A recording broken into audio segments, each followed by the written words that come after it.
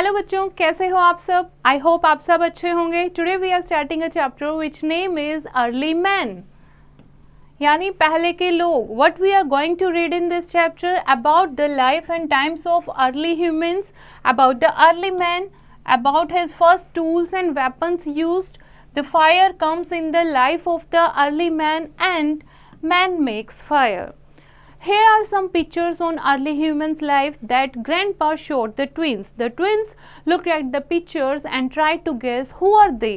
Take a look and think about it too. Okay, कुछ pictures यहाँ पर दी हुई हैं. That are the pictures of the early human beings. Okay, एक grandpa है, दादाजी है, वो अपने बच्चों को दिखा रहे हैं. बच्चे सोच रहे हैं कि कौन है ये लोग, ऐसे अजीब से कपड़े क्यों पहने हैं, कौन है बच्चे ये? आप लोगों को तो पता ही होगा. These are the early men, यानी पहले जो लोग रहते थे. Fine. Now life and times of early humans. कैसी उनकी लाइफ थी? It is believed that the evolution of man started around 1500 million year ago. This period is known as prehistoric period, यानी जिसके हमारे पास प्री हिस्टोरिक पीरियड का क्या मतलब है? हिस्ट्री क्या होती है? जो हमारी पुरानी चीज़ें हैं. प्री हिस्टोरिक क्या होता है? जिसके हमारे पास कोई रिटन रिकॉर्ड्स नहीं है, सबूत नहीं है. ओके, तो ये उस टाइम की बात है प्री हिस्टोरिक पीरियड की, यानी बहुत पहले की, जब ह्यूमन बीइंग इस धरती पर आए थे.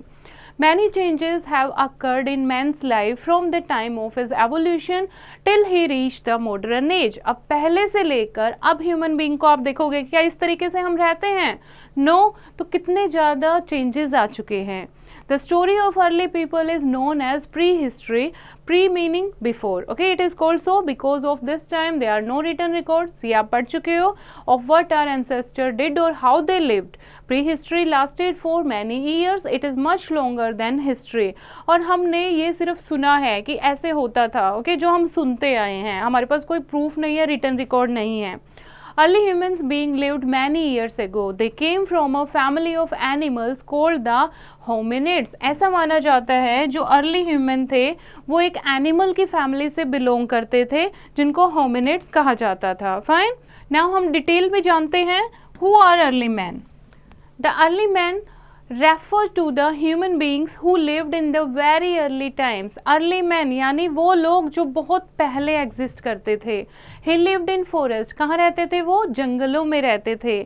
He roamed from place to place in search of food. एक जगह से दूसरी जगह खाने की तलाश में घूमते रहते थे.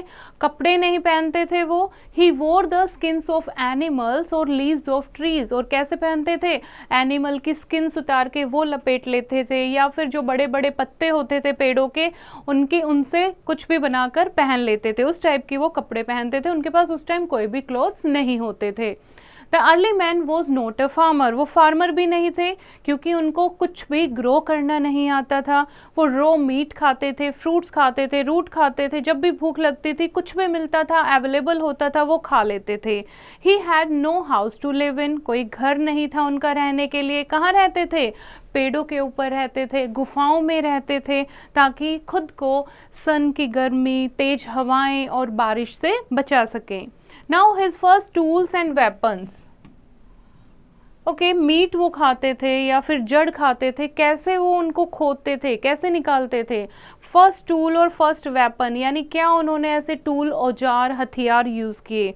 The early man depend on his hands. अपने हाथों पर डिपेंड करते थे. He used his hands to fight against animals. Sometimes he killed animals with stones and ate their flesh. कई बार क्या करते थे वो? हाथों से ही एनिमल को मार देते थे पत्थर की हेल्प से, और फिर उसके बाद उसका मीट खाते थे. He must have sharpened the edge of the stones to make them useful. उसके बाद धीरे धीरे उन्होंने क्या किया?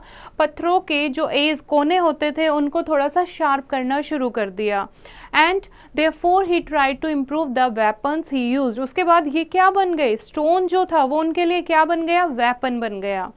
The early man discovered sharp objects killed animals more easily. उसके बाद जब इन्होंने इसको शार्प कर दिया तो एनिमल को किल करना उनके लिए ईजी हो गया था. Thus he made the first tool by giving shape to a hard stone. यानी पहला जो उनका टूल था वो क्या था? एक हार्ड स्टोन. स्टोन जो थे वो उनके टूल थे. ठीक है, उसको शार्प किया, वो उसका पहला टूल बन गया. He must have also used wood, horns and bones as weapon. और शायद जो लकड़ी के बड़े बड़े पीस होते हैं या फिर हॉर्न या फिर बोन्स ऑफ एनिमल्स को भी उन्होंने एज अ वेपन यूज किया. These tools gave him courage and strength. This period was known as Stone Age. और इस पीरियड को क्या कहा जाता था? Stone Age. यानी जब वो स्टोन के बने हुए टूल और वेपन यूज करते थे. We can see some of the tools of the stone age in museum. अभी भी हम जो म्यूजियम बने हुए हैं वहां पर जो स्टोन टूल्स हैं वो लोग यूज करते थे वो देख सकते हैं. Next is fire comes in the life of the early man. अब क्या हुआ? अब उन्होंने टूल्स बनाने आ गए. फायर कैसे सीखी उन्होंने चलानी? The early man lived in a hard life. Food was a problem for him. He could not get his food at one place. The early man lived like an animal. He did not cook his food. He ate raw flesh. Now and then he must have seen some jungle fire. Like any other animal, he was afraid of fire. He knew that it would burn him. अब early man जो होते थे वो बहुत मुश्किल की life जीते थे. ना ही उन्हें खाना बनाना आता था, ना ही खाना उगाना आता था. एक जगह पर जब रहते थे वहाँ से जब खाना ख़त्म हो जाता था दूसरी जगह मूव कर जाते थे. और खाना कुक करना नहीं आता था तो जो फ्लैश होता था, मांस होता था, उसको वो कच्चा खाते थे. ठीक है. एक दिन उन्होंने कहीं जंगल में आग जलती हुई देखी. तो जैसे एनिमल डर गए थे वैसे ही वो भी आग से डर गए थे. उन्हें लगा कि शायद ये आग उन्हें जला देगी.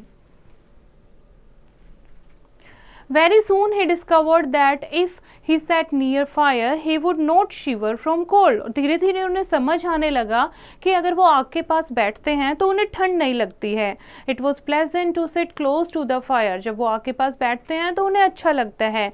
अब उन्होंने सोचा कि कैसे जो फायर है वो हमारे लिए लाइट का भी काम करेगी, हमें गर्मी भी देगी, तो कैसे हम आग को जलाना सीखें और जो वाइल्ड एनिमल हैं उनको भी दूर रखेगी. Okay. He could sleep without anxiety. Later on, he also discovered that fire made the flesh of animals tastier and easier to eat. Okay, तो फिर उन्होंने धीरे धीरे रियलाइज किया कि जो फायर है वो उनके लिए बहुत हेल्पफुल है. ओके, उनसे उन्हें बहुत आराम मिलेगा और फायर में कुक करके फ्लैश को वो और भी टेस्टी हो जाएगा और उनके खाने के लिए एक अच्छी सुविधा हो जाएगी. अब कैसे उन्होंने फायर बनानी सीखी? By that time, the early man had started making stone tools. When he struck one stone or bamboo sticks with another, sparks come out. एक दिन क्या हुआ? अर्ली ह्यूमन बैठे थे, शायद ऐसे बैठे होंगे. ओके, ये स्टोरी है एक, मतलब इसके कोई रिटन प्रूफ नहीं है. तो वो अब क्या करते थे? जो स्टोन है उनके टूल्स बनाते थे. जब वो स्टोन के एज को शार्प करते थे तो आपस में स्टोन को रगड़ रहे थे, रब कर रहे थे. पास में कुछ सूखी पत्तियां, बैम्बू स्टिक्स पड़ी थी. ठीक है. तो जब दो पत्थर को उन्होंने आपस में रब किया तो एक स्पार्क यानी चिंगारी उठकर उन पत्तों पे गिर गई. ओके, ड्राई लीव्स पर गिर गई. ड्राई लीव पर गिरी तो थोड़ी देर में ही उन्होंने देखा कि वहां से बर्निंग शुरू हो गई. Thus fire was produced. और इस तरीके से फायर प्रोड्यूस हुई. Now he started eating cooked food instead of eating raw flesh. अब उन्हें आग जलाना आ गया था. अब वो कच्चे मांस की जगह उसको पकाकर खाने लगे थे.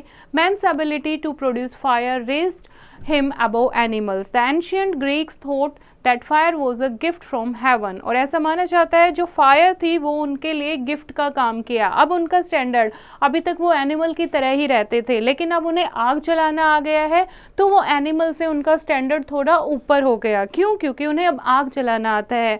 अब एनिमल्स उनसे दूर रहते थे और फ्लैश को वो पका कर खाते थे. Okay, now let us recall the chapter. The story of the early human is known as prehistory. Early humans had discovered fire but were afraid of it. Early men used stones and animal bones as weapons, and early man ate raw flesh. This is the chapter, bachche. I think you have understood the chapter.